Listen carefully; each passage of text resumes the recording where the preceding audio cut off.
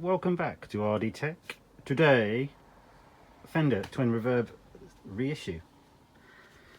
Well, it's a Fender Twin.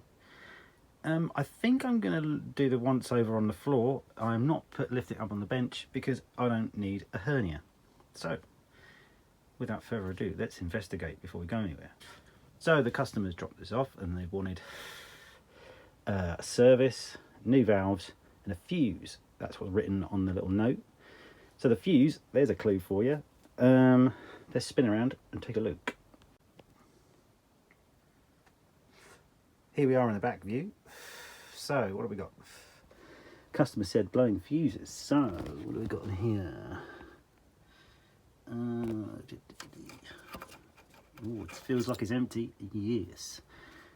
Needs a 2 amp fuse. Now, it doesn't say fast or slow. So I'm going to dig out a schematic and have a look see. Yeah, all the usual appointments. We'll get this panel off and we'll see what's being hidden in the back.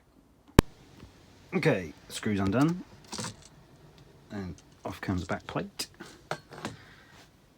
Oh. Can anyone spot the problem?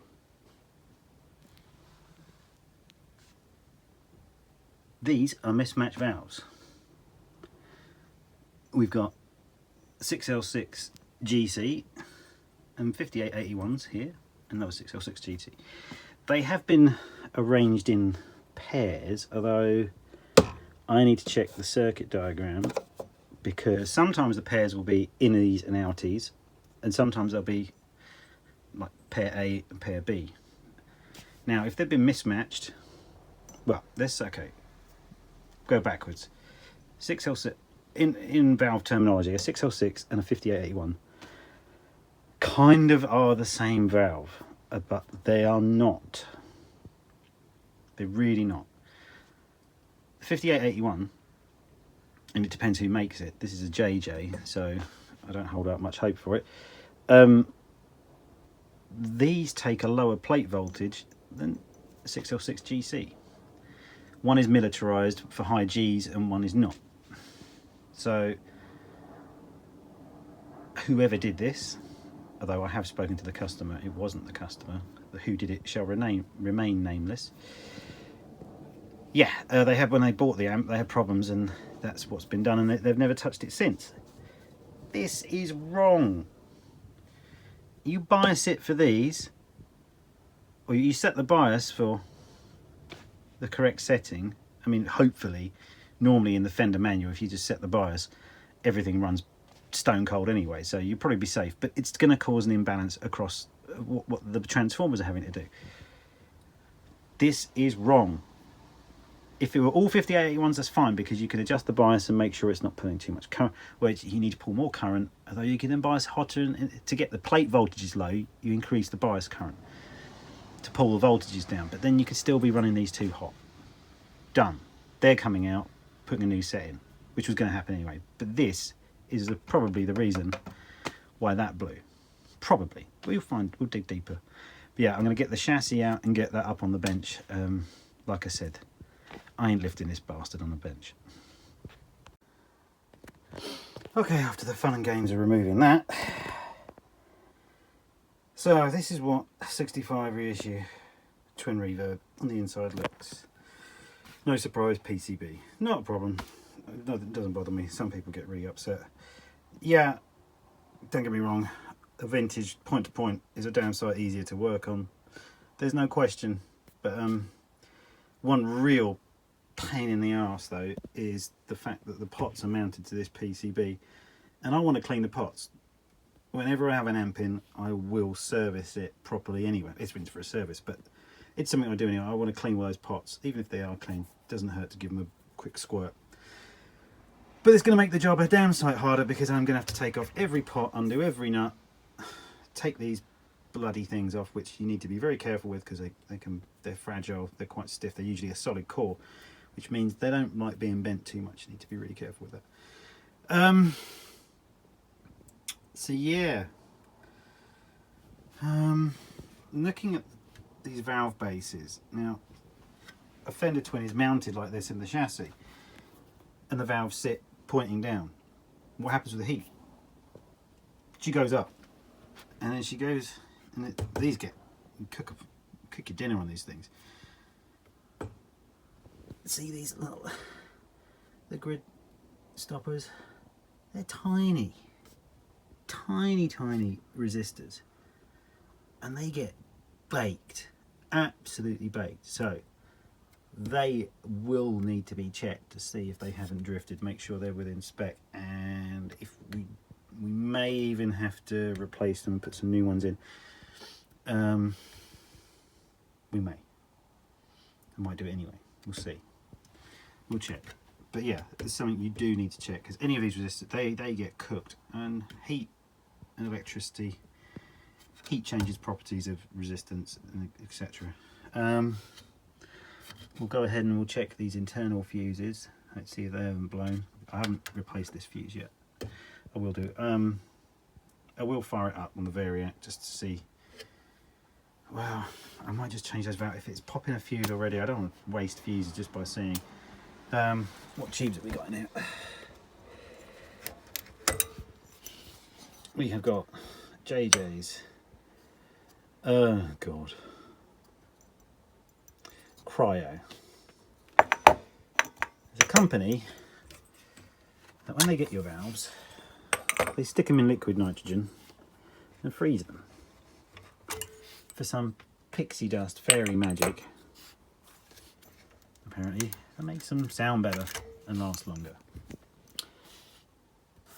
What is the point of cryogenics? I've read the papers on what cryogenics does to treating steel and hardening and strengthening and all this sort of thing. And of course, when you freeze something and run electricity through it, it becomes super efficient, it becomes a superconductor. Valves don't work when they're cold. They have to be hot. What is the point of freezing something and changing its metallurgy and the properties of it, only to then switch the thing on? And this one's not a cryo. So they're not from a match. These are not from a matched pair. These 5881s seem to be. They're identical.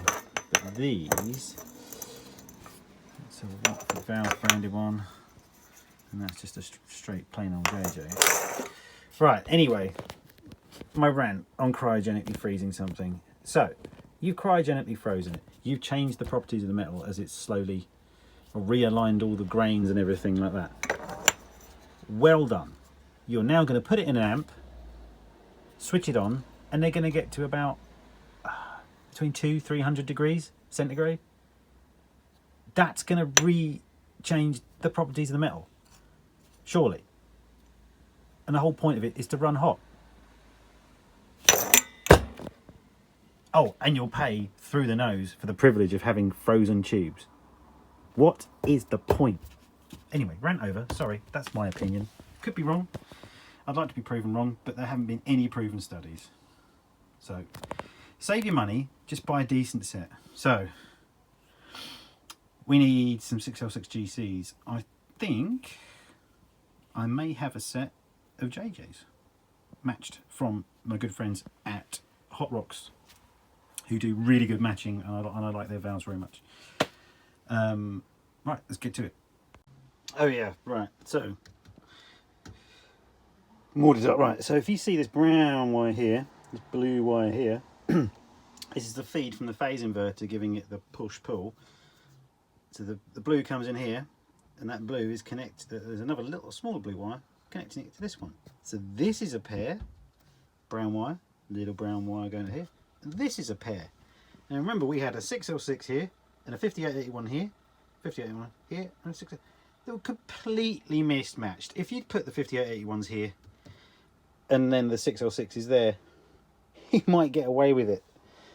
But so, mind you, sometimes balancing them across the pairs, it's just wrong. I can't stress enough how freaking wrong this is.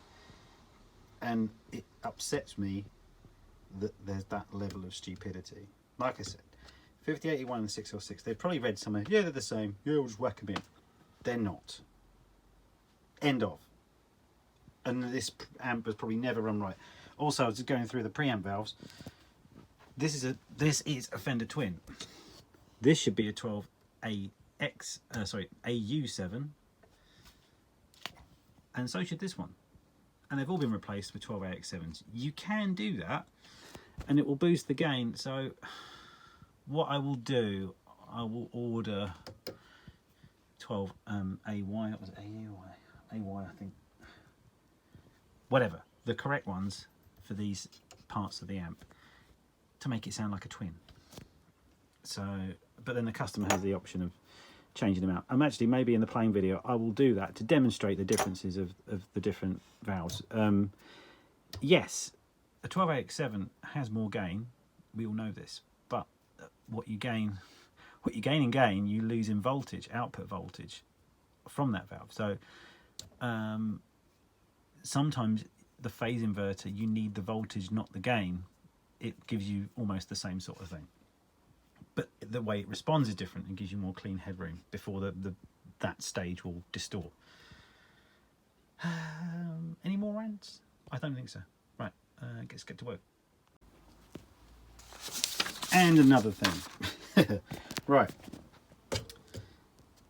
Fender, when they export their amps to Europe, EU, and UK, in Europe they have 230 volts. In the UK we actually used to run 220. We're now at about 240. What comes out of my wall when I measured this, I stuck my probes in my plug up here, and I was getting 238 volts on that day. I do need to check it again soon, but we are nearer 240 volts now. The transformers these ship with give you some options to run at 230, 240 volts, and actually I believe you can wire them up to be 100, 110 anyway. But what we're interested in, this one is currently wired, like all Fenders that come into the country. This is also important if you run a Blues Junior. It's a fairly simple mod if you're not confident, because you can give yourself a nasty whack from this if you stick, especially these ones here on a Twin. That's the feed from all the filter caps which are in the doghouse underneath. They hurt. I will check they're drained anyway. But anyhow, right. So on the schematic, it gives you the wiring for 230 and 240. This is a problem in the UK. We get the EU ones. They bring them over to the EU and then they ship them over to the UK. At the moment, we'll see what happens soon. That's probably all to change. Anywho, right, these are wired for 230 volts. They will see more than 230 volts when you plug them into the wall in the UK. 9 times out of 10 it will be more. Now, what does that do? I've discussed this before. When the voltage goes up, the bias voltage will also change, and so plus you get variances coming out of your wall in different houses. But if these are set to 230 volts, they bias them at the factory, roughly speaking, generally cold, this is why they do it really cold, and your amps probably won't sound as good as they can do, because they know you're going to get a variance coming out of the wall. All the angry pixies will be at different strengths, so they bias the amps cold. So what we do here, we can follow this diagram here. The difference, ones we're interested in, is white, black and black. Okay, so in 230 volts, the white and black is connected to CP4, connection point I suppose, and the black is tie up. Now, I do need to investigate a little bit further, because on here, it's this row here. The one I want tied, well, the one that's supposedly meant to be tied up, the black wire, is plugged in to, let me see if I can see it, connection point 37. Now, I can't see a connection point 37 on here. Now, but it would tell me that I need to unplug the black and white one and then move the black cable to connection point 4. I can do this by plugging in my variac and bring it up, because as I bring up the voltage I can see if anything's wrong initially and I can measure things. So we can do it safely, but I will also go and investigate and just double check that there is not a later schematic. But this, so far, just looking over, comparing the two, so far this appears to be the correct one. But so what we want to do, you can do this in your Blues Junior. You can just change around on a Blues Junior. I think it's 2 or 3 cables you just need to swap around on different connection points, and then what that does, it changes what windings you're using in the transformer for 240 volts. Therefore your amp then begins to run right. So we're getting the right voltages conversion from the 240 coming in to what the amp wants to see, and then we can go ahead and bias it in where the amp actually starts to sound good, safely knowing we're not putting over voltage through any of the other components.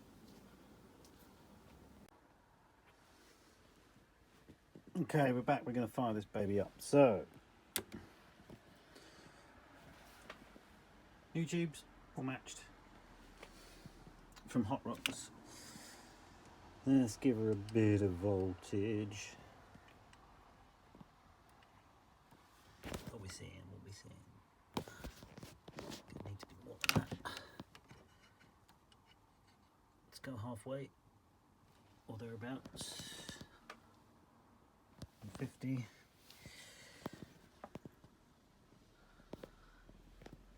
Are we seeing anything?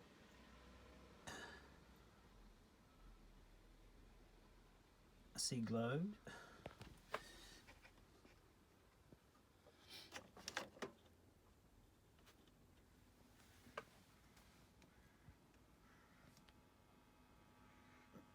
Yep, bias voltage is coming in.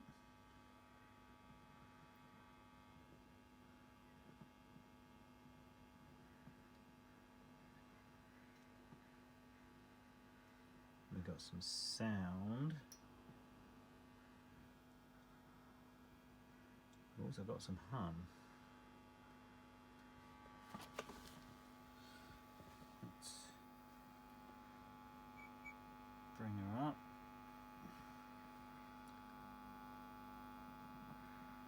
Stop at 200 volts.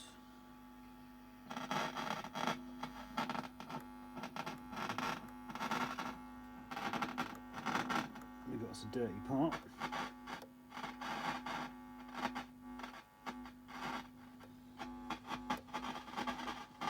So we are going to have this board and clean it out. Oh joy of joys.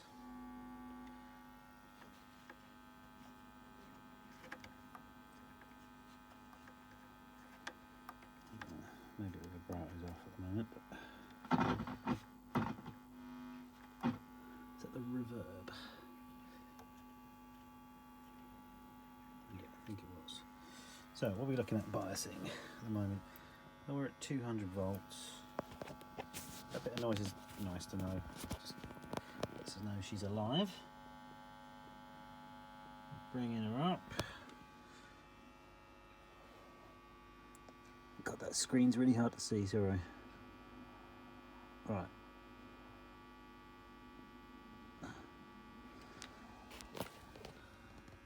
The 238, which is what comes out of my wall. We are seeing 22, 23, 26, bit higher, 3 milliamps higher on that one, 25 on that one. Okay, so that's those two pairs that are slightly higher. What we might do is take one of those and put it with the other pair, and that way they'll balance out the two pairs, obviously, so we're not pulling 25.9, 25.3, 22, 22.9. Those two are real close, they're really nice. So, but they're all within kind of parameters. But yeah, what I might do is move one of those to this side, this pair here, and that will balance the draw out between the A and B push-pull side of things. That noise, I think it's because I don't have anything connected at the moment, but we'll sort that out anyway. There is a hum balance pot as well, which is kind of cool. That will filter out the heaters. Plus I've also got this open, so it's going to pick up all manner of noises. Tube shield on, but we can sort that out in a minute.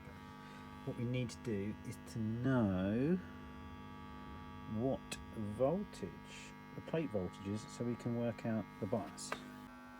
Okay, right, so got the multimeter rigged up to check our plate voltages, and we've got the bias probe connected. Okay, so we've got 437 volts on the plates, and is this the highest one? Right, those two are really balanced out. Right, so 25, 26 milliamps. So we shall go to the calculator.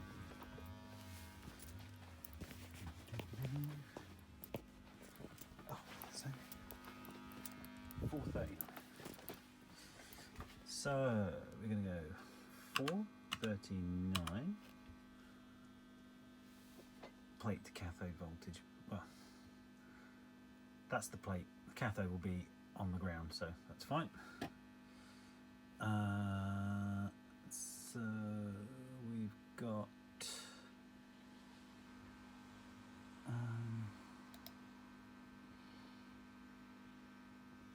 so AB fixed bias 34, 41, 47. So you come down here. Here we've got a plate current, which is 9 watts each. They're at 32% dissipation.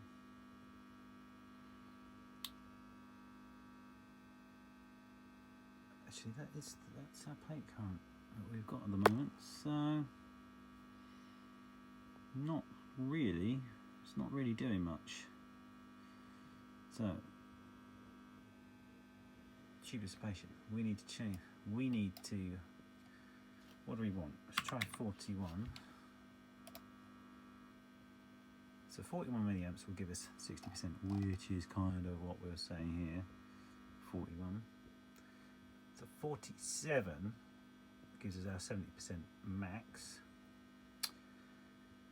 So, you know me, I like to be a bit more conservative.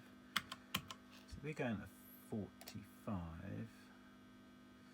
That will give us almost, let's try and get 20 watts out of each one, and that will give us 80 watts, which is kind of what we want. What did we say? Did I just put 45? Did we just do that one? 65%, so let's try 46 milliamps. There we go. That's nice. That gives us 20 watts for each valve, essentially. 20 watts of dissipation. When we hit it, it's going to be more than that, but we're running fairly conservatively. So yeah, between the 45 and 46 if we can get it. Remember, both those two beds of tubes are slightly different. So what we'll do, we'll turn them off. We'll turn them off. Swap one of those to the other pair. So the dissipation is balanced between pair A and pair B. Where have they settled down? Oh, 22. Do you know what?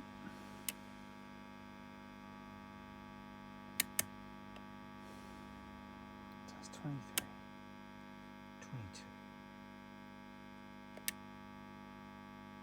22. Is it worth it? Does it need to? 2.5. 2.5. Let's see what. Let's bring up the bias, and then see where we're at, because things can change a little as we go on. Let's see what we can do. So, obviously, when we increase the bias, the plate voltage will go, so we will have to recalculate a bit.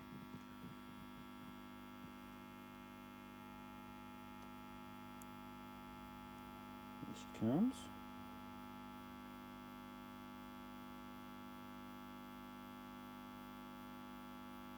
Sound of the hum has changed a wee bit.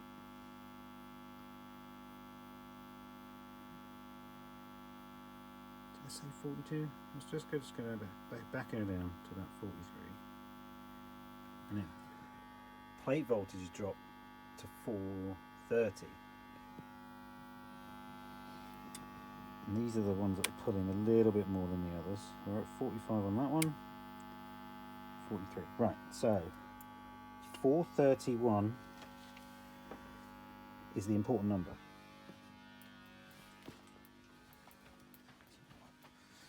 So I'll go back up to here. This has dropped because the current's gone up.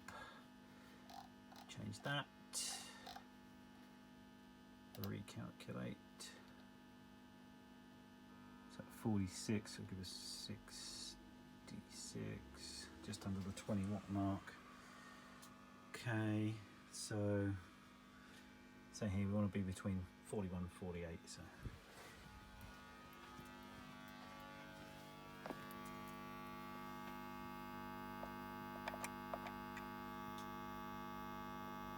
give her a wee bit more.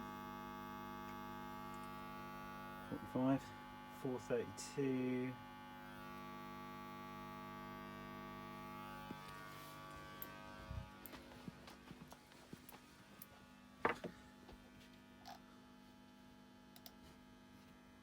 Let's put that 2. 45. Can we go a bit more? Shall we? Let's do it.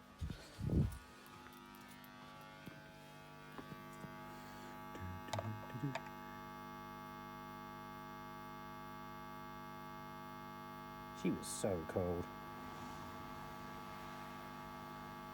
Okay, maxed out.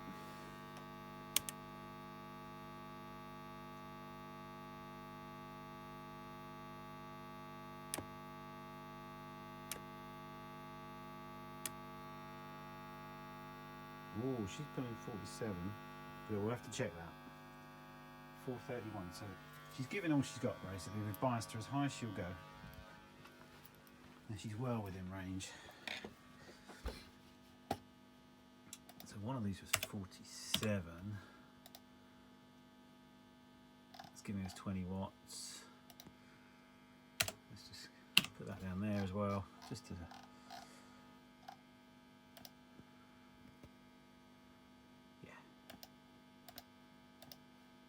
beautiful. Right, that's that. That worked. Now just to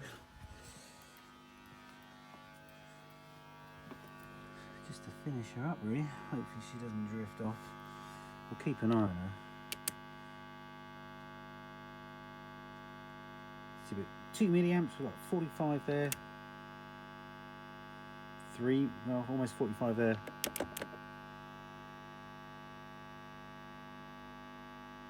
Looks pretty good to me.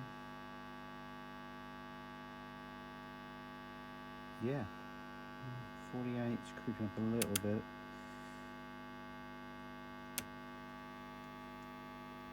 45, but yeah, there's absolutely no point swapping those tubes around. I'm just going to back her off a little bit because I'm going to leave her on now for half an hour or so. See if she stabilises, because this could creep up as time goes on. It's not really need to leave on for a good half an hour or so just to be 100% sure and recheck the bias. So I'm going to have to sit here and listen to this noise for a bit. Ho-hum. I can minimise it. Yeah.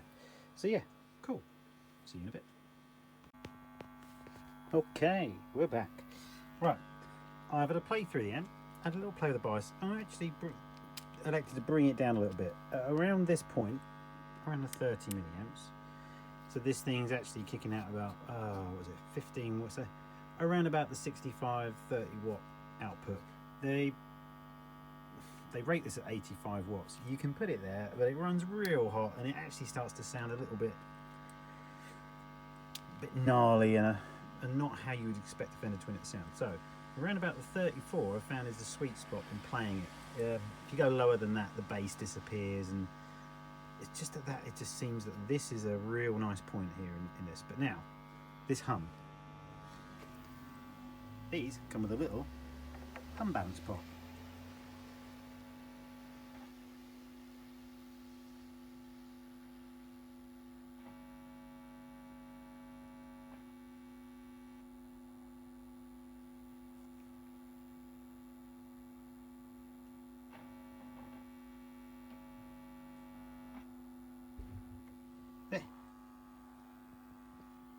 got rid of most. That's probably the quietest I can get her.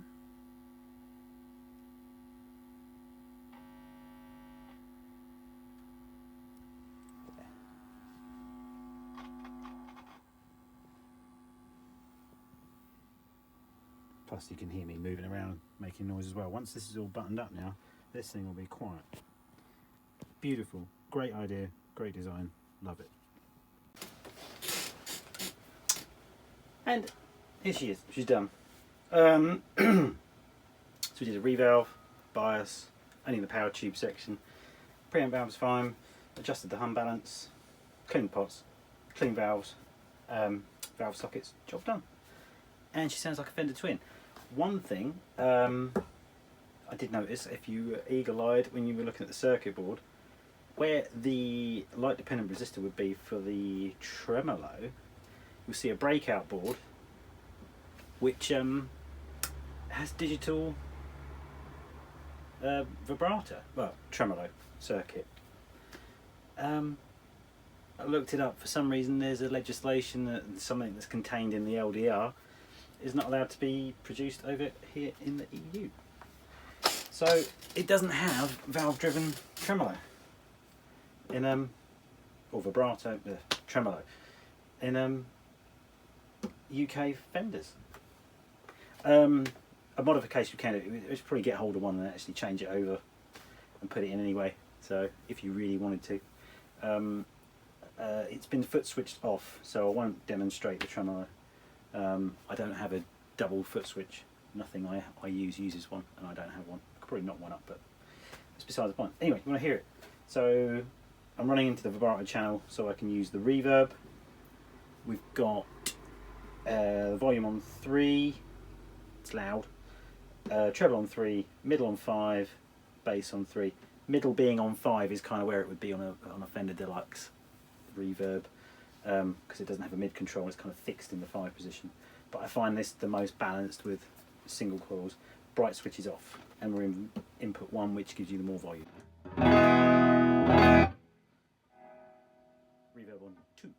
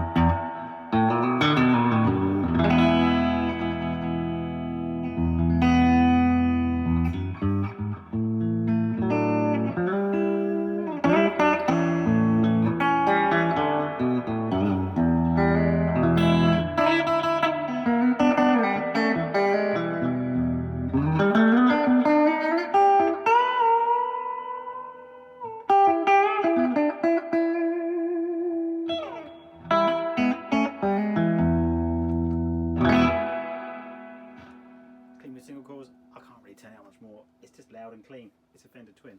I'll just try it with the lead core.